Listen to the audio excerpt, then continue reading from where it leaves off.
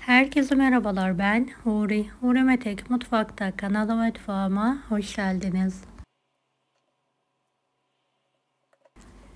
Evde kokusuz hamsi tarifi hazırlıyorum. Tarifime hemen başlıyorum. 1 kilo hamsim var. Kafalarını kopartarak, içlerini çıkartarak temizliyorum.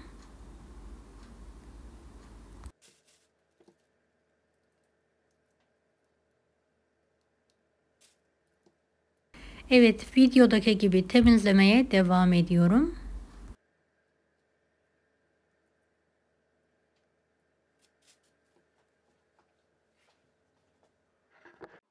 Hamsilerin hepsini temizledim. Bol su yardımıyla temiz olana kadar yıkıyorum.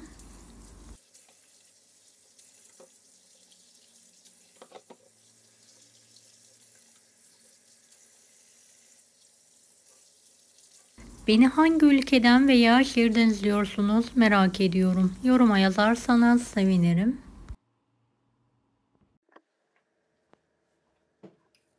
Evet, yıkadım, fazla suyunu süzdürdüm. 1,5 tatlı kaşığı tuz serpiyorum.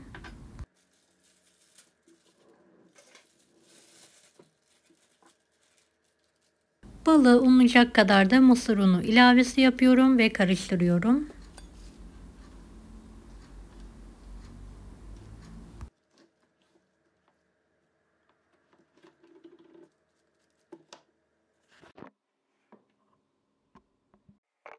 Fırın kağıdımızı biraz sıvı yağ gezdirerek yağlayalım.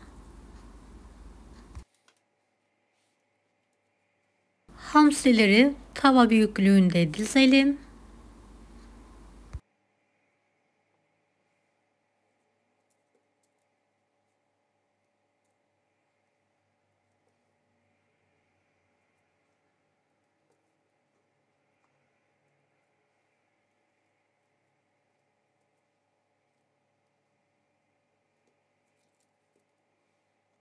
Balıklarım bitene kadar dizmeye devam ediyorum.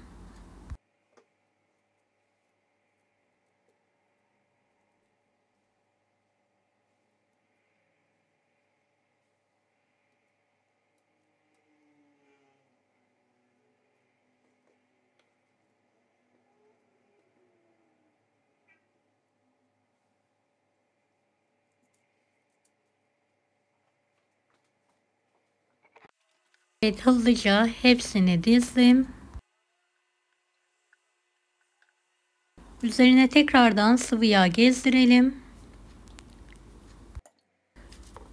Fırın kağıdı kapatalım. Kenarlarını sıkıca kapatarak kıvıralım.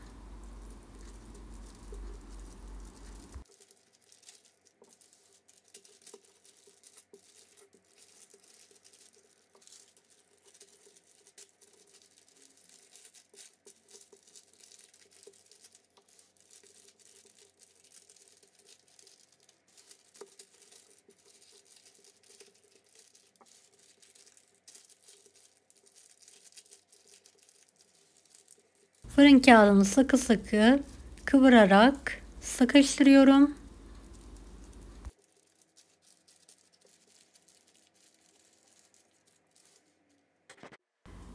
Şöyle geniş bir tavanın içine alıyorum.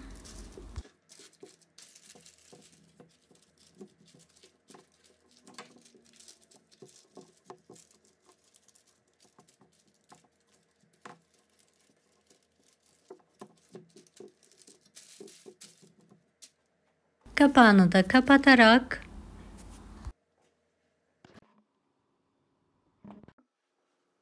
büyük ocağı orta dereceye getirerek kontrollü bir şekilde pişirmeye bırakıyorum. Böyle havalanmalar olursa kapak yardımıyla havasını hafif hafif alalım ve ters çevirelim.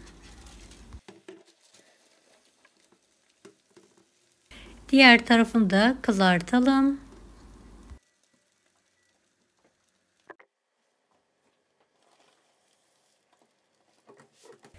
Kontrol ediyorum. Diğer tarafı da tekrardan kızartıyorum.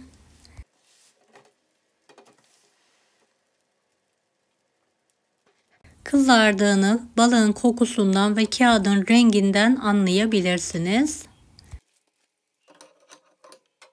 Genelde dakika tutmuyorum. Evet, kızaran balığımı kağıdını keserek servise hazırlıyorum.